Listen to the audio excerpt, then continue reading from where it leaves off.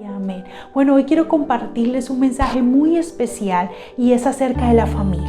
La familia, como usted bien lo sabe, es un tema que a todos nos debe de interesar y a todos nos interesa. ¿Por qué? Porque la familia, después de Dios, lo más importante es la familia es donde nos podemos refugiar, donde mantenemos, con los que convivimos, mejor dicho, la familia es los que nos aguantan, ¿sí o no? Así que quiero hablarles de familia.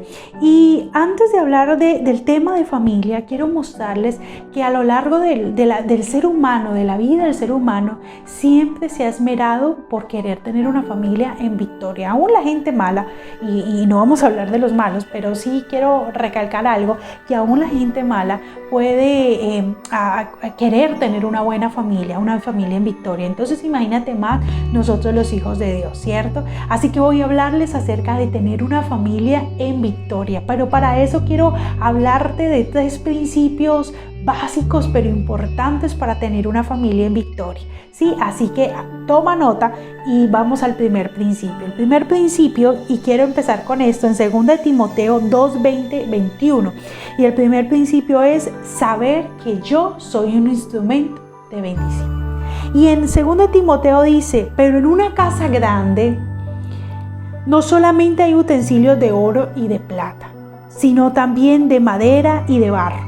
Y unos son para usos honrosos y otros para usos viles.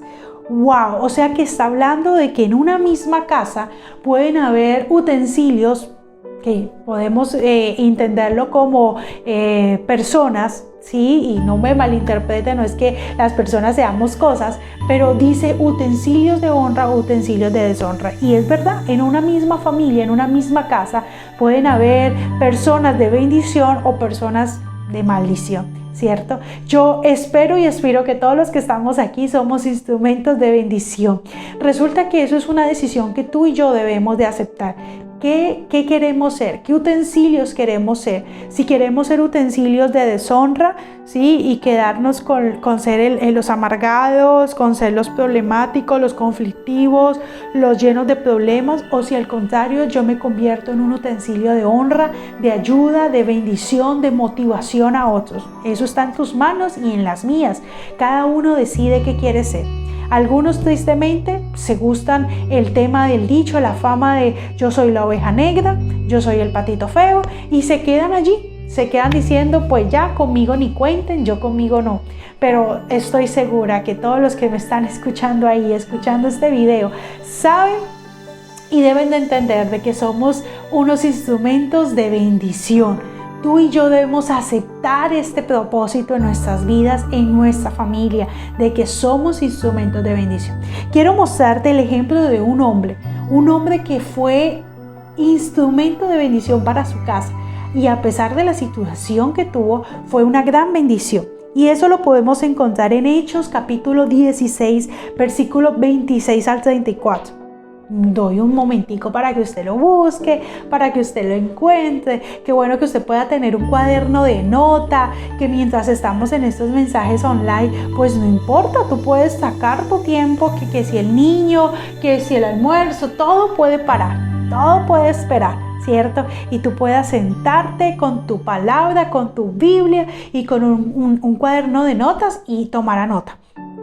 ¿Listo? Dice, Hechos 16, 26, dice, y vino de repente un temblor tan fuerte que sacudió los cimientos de la cárcel. En el mismo momento se abrieron todas las puertas y a todos los presos se les soltaron las cadenas. ¡Wow! Versículo 27, cuando el carcelero despertó y vio que las puertas de la cárcel estaban abiertas, sacó su espada para matarse, pues pensaba que los presos se habían escapado. Te voy a contextualizar un poco qué es lo que estaba sucediendo. Había una cárcel. En la cárcel hubo un temblor. El temblor seguramente tumbó algunas paredes, dañó algunas puertas y las puertas quedaron abiertas. Dice también que algunas cadenas fueron rotas. Las cadenas se soltaron, me imagino que la de los presos. En este momento el carcelero se despierta. Al despertarse, él ve todo lo que está sucediendo y él se imagina que todo el mundo se fue, que los presos se volaron. Y esto pues que quedó en un mal. Entonces él se angustia y dice que saca su espada para matarse. Quiero mostrarte y contextualizarlo al tiempo de hoy. ¿sí? Y resulta que muchas veces en nuestras vidas tenemos temblores, casi terremotos en nuestras vidas, llamémosles preocupaciones, deudas, ruina, fracasos, enfermedades incurables, llamémosle problemas matrimoniales, infidelidades, problemas con los hijos, drogadicción, bueno, lo que sea, temblores tan fuertes como la de este hombre que sacudió. Y estos problemas lo que hacen es que muchas veces las personas tomen decisiones como la que él pensó. Y es que lo que él muestra, lo que en este pasaje muestra, no es muy raro a lo que hoy sucede. ¿Qué sucede hoy? Muchas personas en un momento de angustia, en un momento de preocupación, de no saber qué hacer, pues toma la decisión más ligera de quitarse la vida. Algunos tal vez no piensan en eso, sino en decisiones como me divorcio, no más, me voy de la casa, me voy de este trabajo, renuncio, no quiero saber nada más de la iglesia, del ministerio y bueno, yo qué sé, de tantas situaciones que puedan estar tomando o pensando en tu cabeza. ¿Cierto? Son decisiones muy apresuradas, muy ligeras que se toman en un momento de angustia. Versículo 28 de ese pasaje, quiero que vaya ahí conmigo, dice, pero Pablo le gritó, no te hagas ningún daño, que todos estamos aquí. Pablo le gritó, oye, no te hagas daño. Y quiero hacer un paréntesis muy lindo sobre este pasaje de Pablo o este personaje. Resulta que él, al ver, ya lo vimos desde el punto de vista del carcelero, ahora veámoslo desde el punto de vista de un preso. Él estaba en la cárcel, preso, lo iban a juzgar, posiblemente a condenar, y ve que las puertas se abren.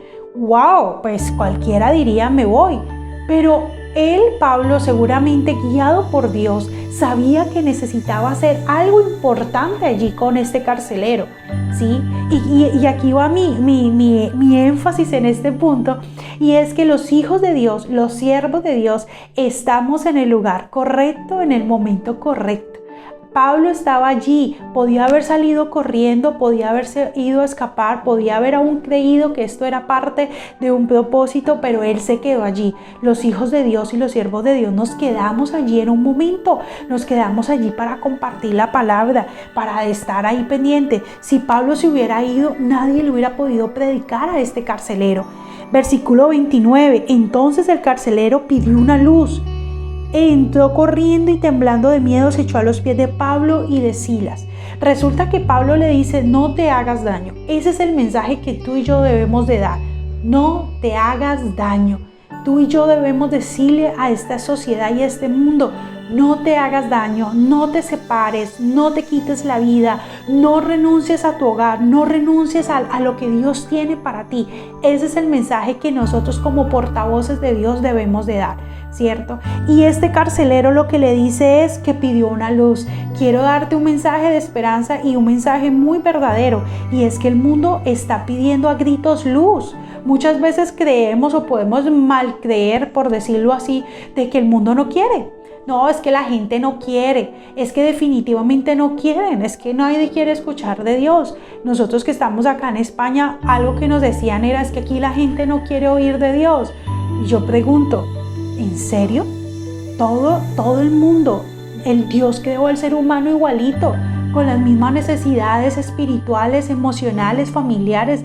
El mundo necesita oír de Jesús, y este carcelero me llena de esperanza, de una esperanza de que dice, yo quiero que me den luz, y la luz es Jesús. El mensaje que tú y yo debemos de dar es de Jesús, de un mensaje de esperanza. Dice que temblando aún de miedo, yo me imagino que él con esa ansiedad, con ese denuedo de decir, yo quiero ver qué es lo que está sucediendo, qué es lo que está pasando. Él no podía ver porque no tenía luz, pero en el momento que le dan la luz, él ve la verdad, él se convierte a Jesús. Versículo 30, luego los sacó y les preguntó, señores, ¿qué debo hacer para salvarme? ¡Wow! Aquí el carcelero sencillamente pregunta, yo quiero ser salvo, ¿qué debo de hacer? La respuesta en el versículo 31 es, ellos contestaron. Escúcheme bien, cree en el Señor Jesús y obtendrás la salvación tú y tu familia. El carcelero estaba pensando en él. Seguramente muchos llegamos al Señor por nosotros mismos, creyendo en nosotros, la salvación de nosotros y todo. Pero la respuesta que le dan y la respuesta que da Dios es: no solamente puedes ser salvo tú, sino que también puedes ser salvo tú y tu casa. Y aquí es donde viene este énfasis de ser instrumentos de bendición. El carcelero entiende su propósito y su llamado en medio de su casa. Él entiende la importancia, él entiende para qué fue creado, él entiende para qué le tuvo que haber pasado todo esto, y era para que el evangelio llegara a su casa. En el versículo 32 dice: y les hablaron el mensaje del Señor a él y a todos los que estaban en su casa. ¡Wow! Ya estaban entonces, ya Pablo y Silas ya habían llegado a la casa de él. O sea que, pregunto yo, ¿quién más hubiera podido invitar a Pablo y a Silas, que son unos seguidores de Jesús, predicadores de Jesús, a la casa de este carcelero, si no fuera el mismo carcelero? Realmente, y algo que debemos de aprender, es que solamente a través de nosotros puede entrar el evangelio a nuestro hogar. Yo puedo tener muchas ganas de predicarle a tu familia, pero tu familia no me va a recibir así porque sí. Tú y yo somos aquellos que abrimos la puerta para que el evangelio llegue a nuestro hogar. Amén. Dice que a esa misma hora de la noche, ahí mismo, les lavó las heridas y luego él y toda su familia fueron bautizados. Sabemos que el bautizo, básicamente el bautizo es una declaración pública de mi fe por Jesús. Me hago un seguidor de Jesucristo. Es decir, esta familia del carcelero no solamente oyó el mensaje, dijo, ok, qué buen mensaje, sino que aparte de eso se hicieron seguidores de Jesús. Este hombre carcelero, que tristemente no nos conocemos el nombre, solamente le llamaremos el carcelero. Este hombre, sencillamente podemos ver cómo entendió qué es ser bendición, qué es ser instrumento de bendición. Él se hubiera podido quedar perfectamente con la salvación para él. Él hubiera dicho, bueno, yo ya soy salvo, ya conozco de Jesús. Pero él entró, abrió la puerta de su hogar para que entrara el evangelio. ¿Tú lo estás haciendo? Porque si queremos tener familias en victoria, tenemos que darnos la oportunidad de ser esa bendición, de ser ese utensilio de honra para que nuestra familia conozca del Señor. Y eso se hace a través del ejemplo, del testimonio, de la buena vida y buena conducta que tú tengas. Seguramente muchos mensajes hemos podido compartir a nuestra casa, yo también lo he hecho, pero el mejor mensaje que tú y yo podemos dar es un testimonio de buena vida. Que nuestros hijos, que nuestra familia, que nuestro entorno se vea transparente, se vea bien. Eso hará que nuestra propia familia diga, yo quiero eso. Así que, ¿cómo tener una familia en victoria? Sé bendición, sé este utensilio de bendición, no de deshonra, sino de honra. Segundo punto, segundo principio que quiero mostrarles acerca de cómo tener una familia en victoria. Y el segundo principio está en Génesis capítulo 27, versículo 27 y 29. Y lo he llamado el poder de la bendición. ¿Cómo tener familias en victoria? Con este principio, el poder de la bendición. Dice, y Jacob se acercó y le besó. Y olió Isaac el olor de sus vestidos. Y le bendijo diciendo, mira, el olor de mi hijo, como el olor del campo que Jehová ha bendecido. Sabemos que Jacob consiguió la bendición de su padre en engaño. No voy a hablar de allí, no voy a decir que estuvo bien, para nada. Engañar es engañar y no está bien. Pero a pesar del engaño de Jacob, que fue grave, la bendición que Isaac, su papá, le dio a Jacob, nunca fue quitada. A pesar de que el mismo Isaac se dio cuenta. Luego en unos pasajes, si usted quiere más adelante, se puede detallar. Isaac se da cuenta de que fue engañado. ¿Qué fue engañado? Eran dos hermanos. El mayor de ellos tenía el derecho de tener esa bendición del primogénito. Es una bendición sacerdotal, es una bendición con todo el poder del mundo allí. Pero Jacob no era el primer hijo. eran gemelos, bueno, gemelos mellizos, y resulta que por este tema de que él no era el primero, pero él quería esta bendición.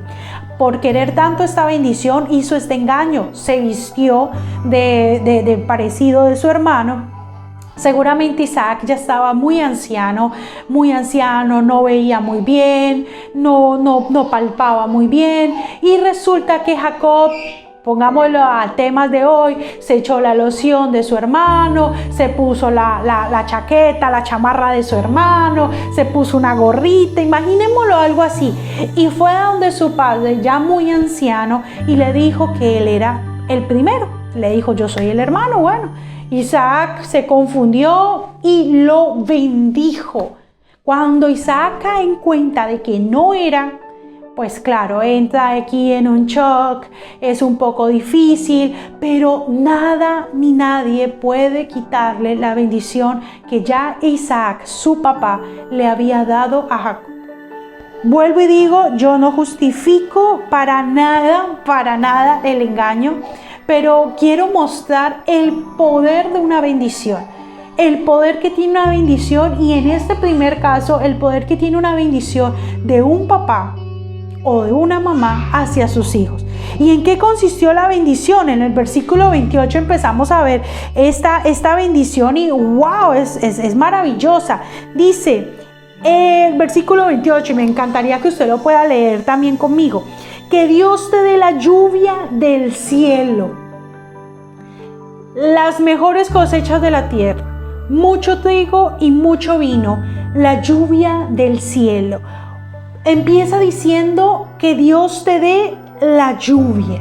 Sabemos que la lluvia tipifica claramente esa bendición de Dios que cae, pero aparte de eso, que bendice la cosecha, ¿sí? Porque el sol quema la semilla, pero la lluvia germina esta semilla, y esta semilla, cuando se germina, produce fruto, y este fruto, llámelo usted multiplicación, llámelo usted prosperidad.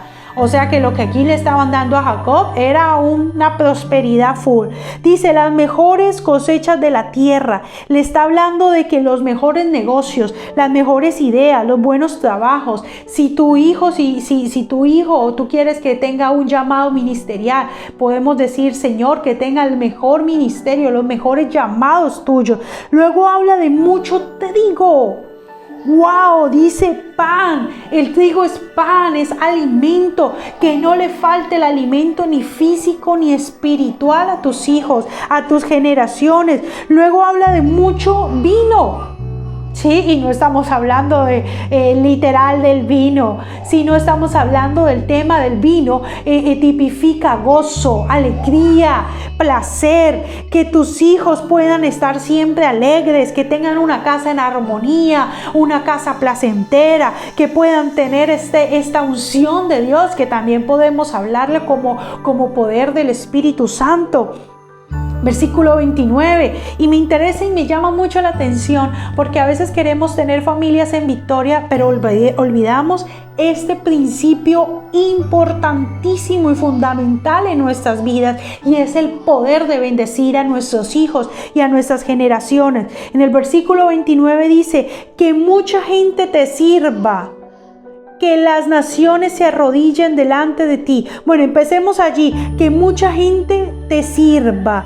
Lo estaba bendiciendo con un liderazgo, con influencia, con dejar huella, con que no se vuelva un esclavo, sino que sea antes un líder que pueda bendecir, que nuestros hijos tengan lugares de negocio, lugares de gobierno, que nuestros hijos puedan bendecir a otros. Claro, ser bendecidos, pero que a través de ellos puedan bendecir a muchas personas. Dice: que te gobierne a tus propios hermanos, ser ejemplo en la casa, ser ejemplo donde vaya, que nuestros hijos en el trabajo, en el estudio, en donde estén, puedan ser ejemplos y bendición. Luego dice: que los que te maldigan serán malditos. Esta es una bendición de protección, de que nuestros hijos estén cubiertos, porque enemigos tienen. Nuestros hijos tienen enemigos, desde que nacen tienen enemigos, que puedan ellos ser bendecidos, declarar sobre ellos protección. Los que te bendigan serán benditos. Es una palabra de respaldo, una palabra de protección. Los que bendigan serán benditos. También se puede decir en esto, porque podríamos decir a alguien, no, solamente los padres pueden bendecir a los hijos, también los hijos podemos orar por nuestros padres y las esposas hacia el esposo y el esposo hacia la esposa. Yo lo que quiero mostrarte es que si tú quieres un hogar en victoria, usa este principio de bendición. Dejemos de decir tanta cantaleta. Y yo lo admito, las mamás tendemos a ser muy cantaletudas. Bueno, no sé si todos me entienden el término cantaletudo. Bueno, a veces hablamos de más, a veces hablamos en gritos, en molestias, en regaños, de más. Cuando no usamos este principio, a veces usamos nuestra boca más para declarar palabras de maldición, palabras de mal, palabras de usted nunca va a poder, usted siempre lo mismo, a usted le va a ir mal, como la familia de su papá. Y eso lo ató, porque seguramente no lo está diciendo por bien. Seguramente la familia del papá no es un magnate, seguramente están ahí mal.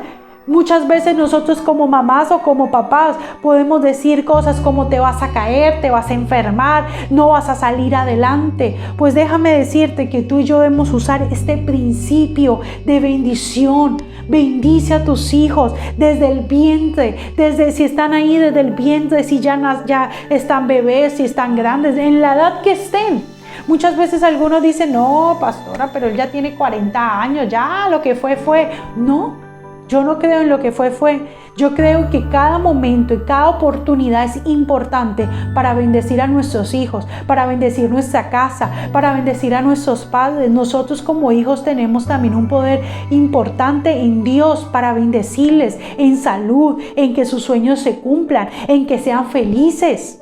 Muchas veces nos olvidamos de orar por ellos, como si ya lo hubieran realizado todo. Seguramente nuestros papás aún tienen situaciones que quieren resolver, que quieren alcanzar, y se necesita que ese poder de bendición sea sobre ellos. De nuestros esposos, yo conozco muchas situaciones de mi esposo y yo oro por él de una manera, en muchas ocasiones en una manera general, pero en otras ocasiones muy específica. Señor, mira, yo sé que mi esposo quiere esto, quiere aquello, lo bendigo. Declaro que tú, Señor, le vas a dar una gracia especial en su estudio, que él va a aprender que lo que otros se demoran horas o meses, Señor, tú se lo vas a agilizar en días, en segundos, Señor. Yo bendigo porque yo creo en ello. Yo creo que ese es un principio que estamos olvidando muchas veces y que hemos olvidado mucho, y es el poder de la bendición. En mi casa, antes de casarme, esa primera mañana, la última mañana de estar en casa como soltera, mi papá y mi mamá oró por mí. Oraron allí por mí, creo que por mi esposo hicieron lo mismo. Oraron allí mis papás, ¿sí? Y no se necesita que los papás sean pastores. Claro, en el caso mío son pastores, pero es que no se necesita que sean pastores. Cualquier papá y mamá tiene el poder en Dios, ese respaldo de Dios, esa autoridad en Dios para orar. Y ellos oraron por mí, y oraron, hay un pasaje en Deuteronomio hermoso, y sé que ese fue el que ellos citaron para mí. Y les digo que hasta el día de hoy, y sé que lo será así, yo he visto esa palabra y esa bendición en mi vida. Ustedes no se imaginan la cantidad de bendiciones. Muchas veces hemos dicho, no, es que pues porque yo soy buena, porque me he portado bien, por la gracia de Dios, sí. Pero en estos días el Señor, cuando estaba estudiando este pasaje, el Señor me acordaba de eso. Y Él me decía, es que aquí en España el Señor nos ha bendecido de una manera que ustedes no se imaginan. Vamos a cumplir, en poco cumplimos un año, pero hemos sido tan bendecidos, y es que salimos de casa de papá, y hablo de mi esposo y de mí, salimos de casa de nuestros padres con unas maletas gigantes de bendiciones. Y esas bendiciones están aquí, personas que ni nos conocen de otros países, bendiciendo nuestras vidas, dándonos palabras de ánimo, de consuelo, que el que nos maldice hemos visto, y yo no quiero que nadie sea maldito, pero he visto cómo esta palabra se ha hecho real, gente que nos ha maldecido, que nos ha declarado la guerra, que nos ha dicho es que los quiero ver mal, es que los quiero ver arruinados, y a los pocos meses ellos se les cae todo. Entonces hay poder, yo lo puedo decir por fe. Y como yo lo he visto en mi vida, yo lo hago con mis hijos. Así que te animo a ti para que tú, si no lo has hecho o si de pronto lo haces de vez en cuando, lo hagas con tu familia, que tú ores por ellos, que tú declares, que tengas también momentos proféticos con tus hijos, que tú puedas sentarte con ellos y aún ungirlos con aceite. Esto es importante y así tendremos familias en victoria. Tú no quieres tener jóvenes o adolescentes rebeldes desde ya, desde que están bebés, desde que ni hablan. Ora por ellos, declara palabra de bendición. Victoria tiene 7 años y lleva más de 7 años, hemos venido orando por ella, por un propósito, un alineamiento profético en Dios. Yo sé que los abuelos también, pero nosotros como padres venimos orando y todos los días y no nos cansamos. Con eso yo descanso en que hay una juventud y una adolescencia que Dios la tendrá en sus manos. ¿Por qué? Porque yo creo en este principio. Así que mis queridos hermanos y amigos, es necesario que tú y yo podamos tener estos dos principios. El principio de ser instrumento de bendición, de poder yo sacar a mi familia en victoria a través de bendecir y de predicar el evangelio, y a través de este segundo principio que es de bendecir. Usa tu boca para bendecir. Quiero como conclusión decirte, tú decides qué quieres ser. Si quieres ser bendición, si tú quieres ser un utensilio de honra, al ayudar a otros a conocer de Jesús, a que tu familia llegue a Jesús, a que tu familia se acerque a Jesús, se reconcilie con Él, a que tu misma familia sea bendecida con tu boca, o hacer maldición. Tú decides. Así que yo me imagino que la decisión es sabia. Yo me imagino que tú has decidido por ser un utensilio de honra. Bueno, me alegra mucho saber eso. Y es necesario que nos pongamos a orar, no es necesario que podamos tener la tranquilidad, porque quiero decirte algo muy importante, ya con esto termino. Tu familia, tú y tu familia merecen, escúchame bien, merecen ser felices, merecen vivir en victoria. Tu familia y tú merecen, así que haz todo el esfuerzo para que esto suceda.